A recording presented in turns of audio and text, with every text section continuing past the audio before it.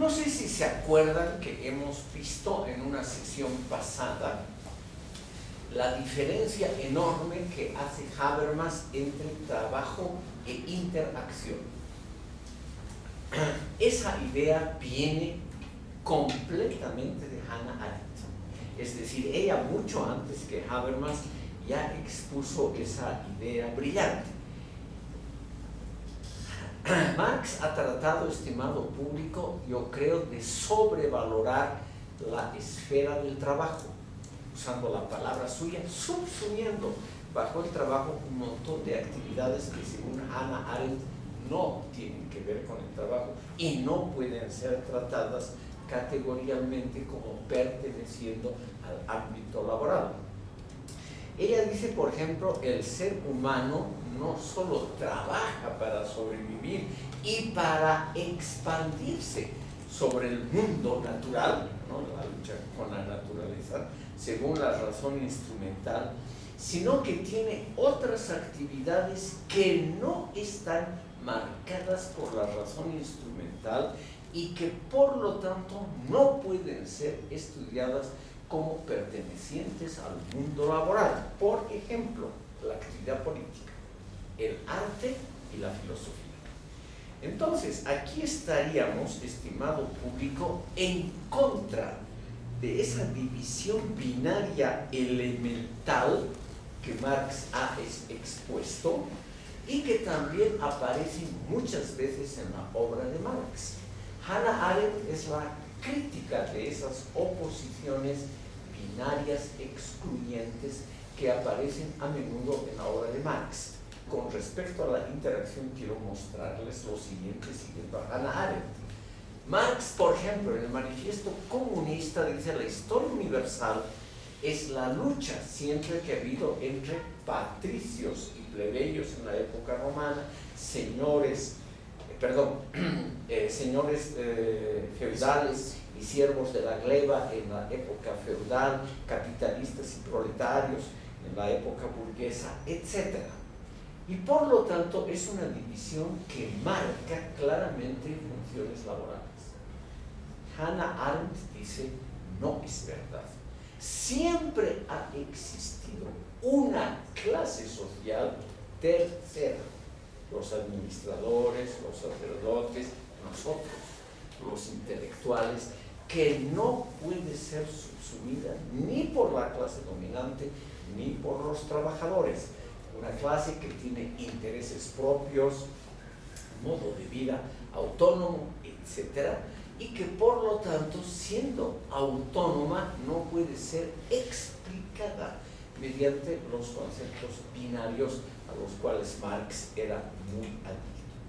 Entonces, ella dice claramente en su libro sobre la vida activa, ya publicado en 1958, o sea, ella publica en 1958 con el título en latín. Claro, esa obra se vendió muchísimo menos que la obra sobre Eichmann, de Vita Activa, sobre la vida activa, donde ella demuestra que la vida activa del ser humano no es solo el trabajo y lo cuantificable, sino también las partes políticas, amorosas, artísticas, intelectuales, que no están sometidas al mundo laboral, al principio del rendimiento y a la razón instrumental. Hoy en día, estimado público, hay un montón de publicaciones, por ejemplo, sobre la Edad Media, que es uno de los puntos más interesantes de aplicación de esta teoría. Como la Edad Media es muy simple, uno cree que ha sido realmente la lucha de señores feudales contra siervos de la gleba y punto. Y mucha gente que ha sido inspirada por Hannah Arendt ha logrado demostrar, como el gran historiador francés Georges Duby, han logrado demostrar que desde un comienzo, aún en los años más duros, más pobres, los primeros siglos de la Edad Media, que siempre ha habido una tercera clase, o sea, una división tripartita, por lo menos, de la estructura social, que no puede ser explicada por las oposiciones binarias excluyentes de Marx. Entonces, aquí, estimado público, en el plano filosófico, Hannah Arendt en el fondo lo que quiere hacer es demostrar la autonomía de las clases medias y de los sujetos intelectuales, que no pueden ser explicitados tan fácilmente solamente pensando que son apéndices o de la clase dominante o de la clase proletaria emergente. En una palabra, estimado público, esta obra de Vita Activa es claramente un alegato por la pluralidad de las clases sociales, y al ser un alegato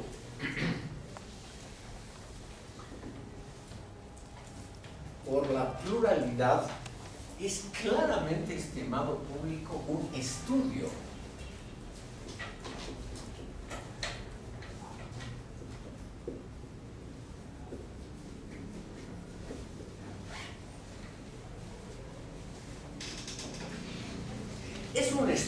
para comprender la estructura social de una manera diferente, no opuesta, pero diferente al marxismo. En una palabra, la economía y las estructuras sociales derivadas del mundo laboral no explican todo. No explican sobre todo nuestra vida intelectual. Cuando nosotros pensamos, dice Hannah Arendt, cuando nosotros hacemos poesía, etc., cuando nosotros reflexionamos sobre arduos temas filosóficos, no estamos ni indirectamente al servicio de un poder económico. O sea, somos o debemos ser también autónomos. No existe ese automatismo, sobre todo en el marxismo popular, que cree que toda la actividad intelectual es el reflejo de la base económica. O sea, esa idea de que la vida jurídica, política y cultural es solamente una superestructura manejada por la base económica, esa estructura binaria, dice Hannah Arendt, simplemente es insuficiente para comprender la complejidad del mundo desde sus comienzos. O sea, no solamente es la complejidad del mundo moderno, sino que desde el comienzo esa estructura binaria no ha servido y no sirve para dar cuenta de cómo funciona la humanidad. Como ustedes ven, estimado público, es una clara tendencia a criticar al marxismo con argumentos en parte históricos, con argumentos que ella dice que son de sentido común, lo cual es una teoría muy interesante. Es por ello que yo les quiero aconsejar como complemento aquí de la Escuela de Frankfurt la obra de Hannah Arendt, porque en un lenguaje mucho más comprensible que Habermas, Adorno, Horkheimer, nos muestra problemas y aspectos de la vida contemporánea que creo yo que no aparecen tan claramente en obras de la Escuela de Frankfurt. Y además, muchas veces, ella ha tenido realmente una labor pionera. He puesto el año de aparición de este libro, de Vita Activa, 1958, donde ella explica la imposibilidad de sostener la estructura binaria excluyente de Marx en los campos, por ejemplo, del pensamiento, de la política, de la literatura, del arte, porque es, estimado público, muy anterior a la obra de 1981 de Habermas, la teoría de la acción comunicativa, donde él también vuelve a esa teoría de que la interacción, el término es de Habermas, no es de Hannah Arendt, donde él vuelve a esa teoría de la interacción para comprender mejor el mundo actual. Pero claramente el mismo Habermas ha reconocido su deuda intelectual con Hannah Arendt. Tenemos entonces simplemente a una pensadora muy original, a una pensadora que por cuenta propia, trabajando muy modestamente en pequeñas universidades de los Estados Unidos, sin escuela, sin institución, como el Instituto de Investigaciones Sociales de la Escuela de Frankfurt, sin el dinero de Horkheimer, es decir, con medios muchísimo más modestos, ha creado realmente una teoría que por lo menos es digna de verse y que hoy hay una enorme literatura secundaria sobre ella, muestra que va paralelamente a la historia de la Escuela de Frankfurt, sobre todo al desarrollo intelectual de la Escuela de Frankfurt. Es un notable paralelismo porque llegan a conclusiones muy similares, partiendo, ella de Heidegger, la escuela de Marx, partiendo de fuentes diferentes. Tal vez ustedes, que me imagino están bajo la influencia de escuelas postmodernistas, relativistas, ustedes deben tener algún cariño por pensadores franceses, que están además de gran moda, ¿no es cierto? Derrida, Foucault, Bourdieu y todos ellos aquí son considerados como la última palabra de la ciencia y de la filosofía. Quiero aconsejarles a uno que no es de los más conocidos, pero que es un buen puente entre la Escuela de Frankfurt y Hannah Arendt, que se llama Cornelius Castoriadis. Tal vez han oído hablar ustedes de este curioso pensador francés.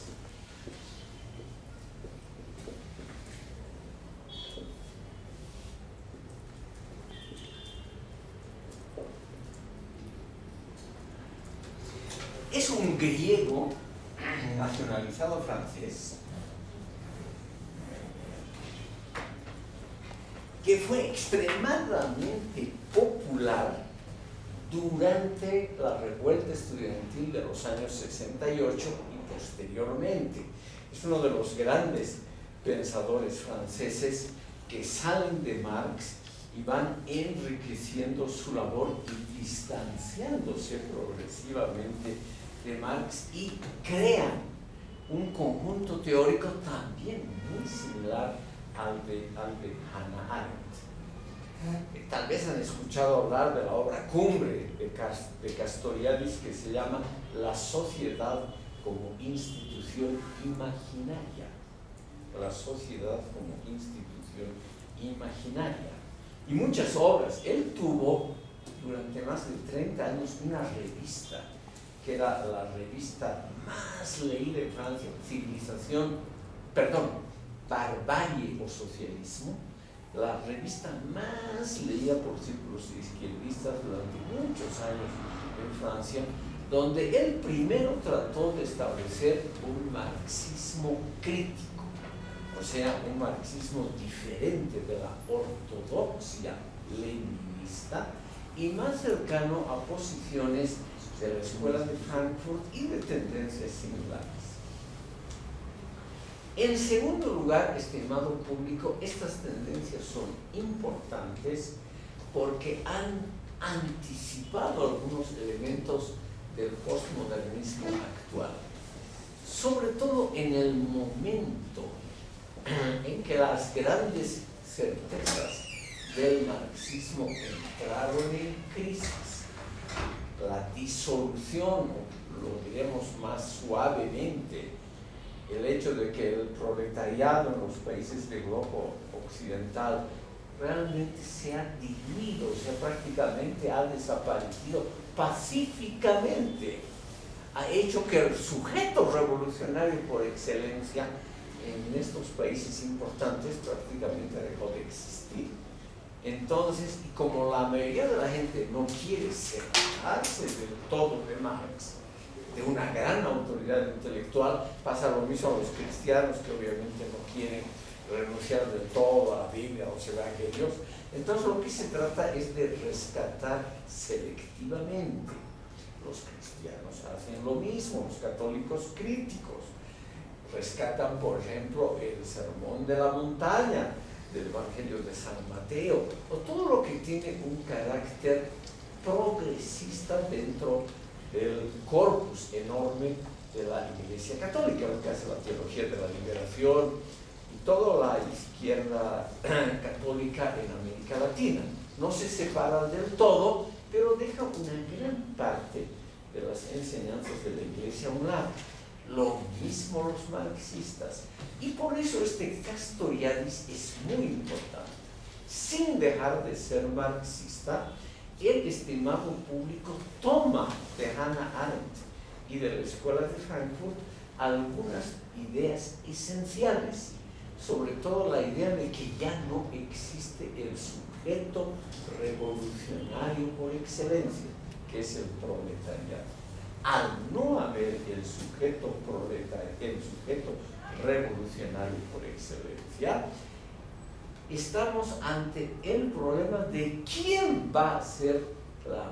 cuál va a ser la base de la revolución socialista, si es que todavía va a existir. Como no se puede, ya uno dejaría de ser marxista, negando la posibilidad del socialismo, entonces uno busca otros sujetos revolucionarios. Los pueblos del tercer mundo, los estudiantes revolucionarios en Europa Occidental y Estados Unidos y cosas así. Pero son generalmente grupos sociales muy marginales, numéricamente muy reducidos. No alcanzan a conformar una gran base social como el proletariado clásico. Entonces, este Castoriadis se dedica, estimado público, a buscar ese sujeto revolucionario. Y, por ejemplo, lo encuentra en nosotros, en la gente crítica en general, en la gente que piensa. Entonces, se diluye la idea de clase, de que el sujeto tiene que tener una ocupación laboral clara, y el sujeto revolucionario se va al plano mental. O sea, del plano material, el proletariado clásico de fábrica, se transpone a un sujeto mental, aquel que siente la necesidad de una revolución, aquel que piensa que este mundo no es justo. Según él, ese sujeto es numeroso, tiene una base fuerte poblacionalmente y podría ser el sujeto revolucionario del mañana. ¿Por qué menciono a Castoriadis? Porque ustedes podrían ser el sujeto revolucionario del mañana. Entonces, sin tener nada que ver con el proletariado, ni acercarse a su modo de vida, ni tener que investigar nada sobre las clases subalternas, solamente, estimado público, por el hecho de que ustedes son pensadores críticos, podrían ser los dirigentes del cambio revolucionario del mañana. Es una teoría muy interesante, ¿no? El ser humano ha dejado de ser solo el homo laborans, es el hombre que trabaja, y se ha convertido en el hombre que piensa.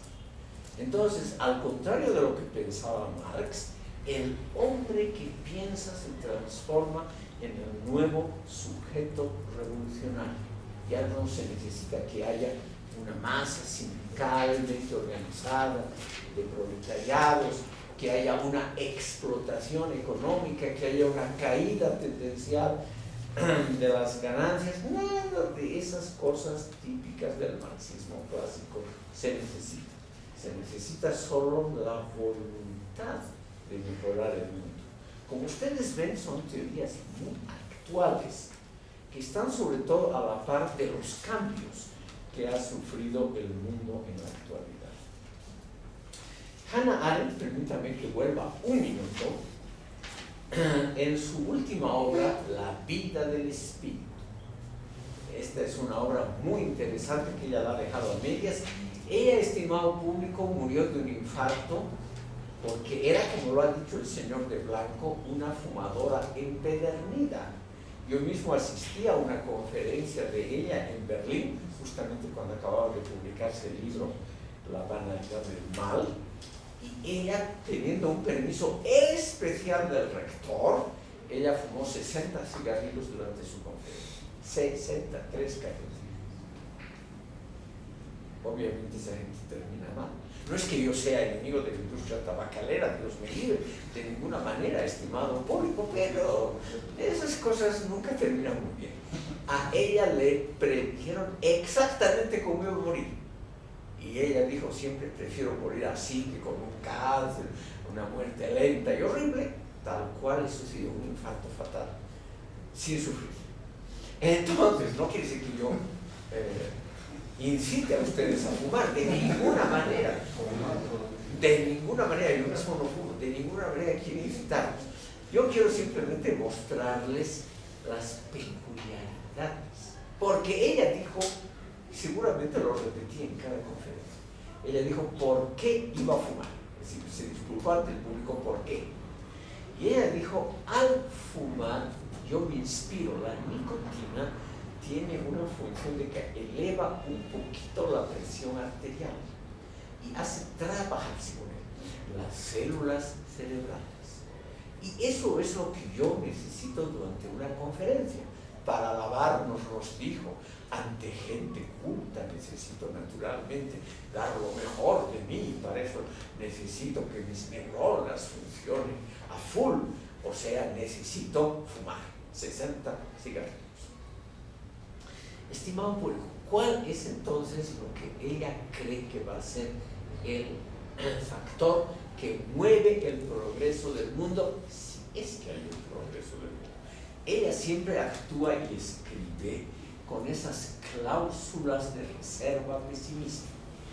O sea, ¿cuál va a ser la clase que mueva, la clase social, el grupo social, que promueva el futuro del mundo, si es que va a haber futuro del mundo? Y esa clase seríamos nosotros, los intelectuales. Por eso les he nombrado a esta autora, porque eso les va a gustar a ustedes.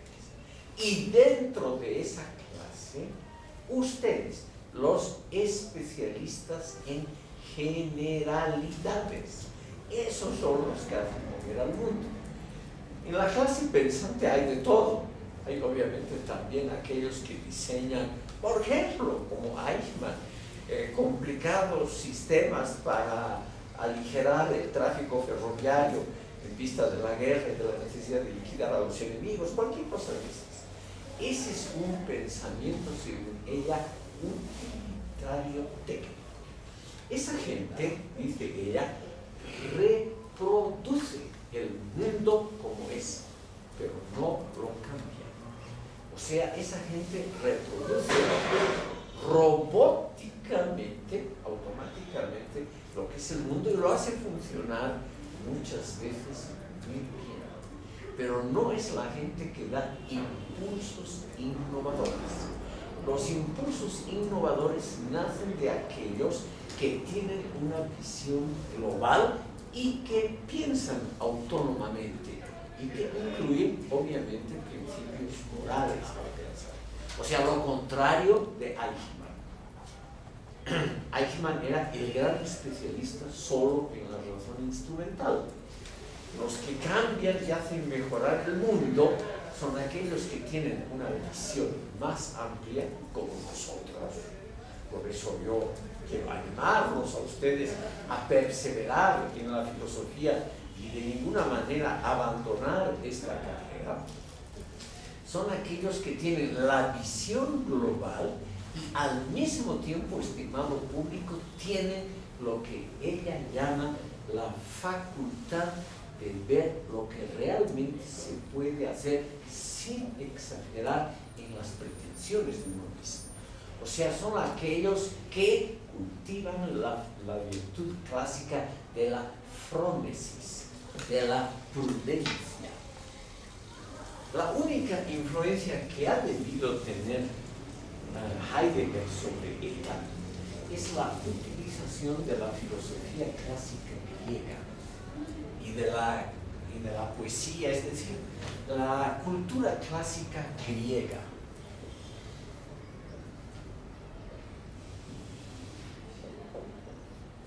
La frónesis es la virtud clásica del ojo que calcula qué es lo que puede hacerse en el momento siguiente, o sea, de la prudencia. el cálculo de lo factible, no de los sueños que uno tiene, sino es el cálculo de lo factible. Frónesis es esa virtud que tienen, por ejemplo, los deportistas, que tenían los deportistas de la antigua Grecia, que se daban cuenta cómo tenían que lanzar, por ejemplo, la jabalina para alcanzar cierta meta. Entonces, ese cálculo, no un cálculo utópico, revolucionario, no un cálculo de gran política y de grandes cambios, sino un cálculo de lo factible en el momento. Por eso es que la prudencia siempre ha sido asociada también, como dice el adjetivo prudente, es aquel hombre que calcula con cuidado las posibilidades. El prudente es el que avanza lentamente viendo las posibilidades del momento, lo contrario del temerario, el que actúa solo por el sentimiento de la valentía, por ese impulso que tiene también mucha gente de dar lo máximo de sí, cueste lo que cueste y salga lo que salga. En cambio, el prudente es el que calcula qué pasa si yo hago tal cosa, qué consecuencias tendría, a quién perjudicaría, realmente alcanzaría mis metas. Esa labor, según Hannah Arendt, de la prudencia, es la unión, la vinculación entre principios morales, no dañar, no matar, no robar, no hacer daño al prójimo, y al mismo tiempo usando la razón humanista global. O sea, calculando qué daño podríamos hacer si seguimos con tal política, por ejemplo, destrucción de una etnia. Entonces, estimado público, el mensaje es muy claro y con eso quiero terminar. Es un mensaje que tal vez interese a ustedes. Es el mensaje que la gente que piensa a largo plazo y en grandes dimensiones, como los filósofos, son todavía necesarios en el mundo actual de la técnica. Esa gente es necesaria porque los técnicos son muy buenos, pero no saben medir sus fuerzas, no saben hacia dónde llevan los propios inventos que hacen, no saben a dónde puede llevar el ejercicio, por ejemplo, exacto de la razón instrumental, como en el caso de Eichmann, si se lo aplica a rajatabla. En cambio, los que piensan ampliamente, como ustedes, esa gente es la que va a guiar o debería guiar el mundo del futuro. Entonces, si habría posibilidades todavía para la filosofía del futuro, sería para esa gente que piensa con la razón global y al mismo tiempo con principios éticos. Estimado público, espero haberles dado simplemente en pocos minutos una muestra de cómo se han desarrollado en el mundo actual tendencias paralelas a la escuela de Frankfurt con resultados similares, pero partiendo de premisas distintas. Por ello y porque muchísima literatura secundaria actual muestra las conexiones entre Hannah Arendt y la escuela de Frankfurt. Personalmente, Hannah Arendt no podía ver a los miembros de la escuela de Frankfurt. Le parecieron arrogantes, insufribles, en el fondo tontos, sobre todo Adorno, le pareció la cumbre de la estupidez humana, etc., ¿no? Esos son problemas de idiosincrasia, de carácter personal, que no vamos a tomar en serio, pero no hay duda que son principios filosóficos muy similares. A partir de la próxima sesión vamos a ver a estos pensadores que no hemos tenido tiempo, Hone, Demirovich, Wiggershaus, etc. Y la última sesión la vamos a dedicar, como les dije a ustedes, a una sesión de imágenes. Una imagen vale 1000 palabras, dice la propaganda actual. Aunque no sea verdad filosóficamente, no estaría mal que ustedes, estimado público, vean caras, imágenes, edificios y sobre todo la estética clásica, que han propagado Marcuse y Adorno una estética clásica muy diferente a lo que uno puede imaginarse de una escuela de vanguardia, porque una escuela de vanguardia es partidaria del arte ultramoderno, contemporáneo, del arte mínimo, del arte conceptual. En cambio, ellos creen que el verdadero arte es el clásico. Y les voy a mostrar a ustedes unas imágenes que ellos mismos consideran la encarnación de la felicidad. ¿Ya?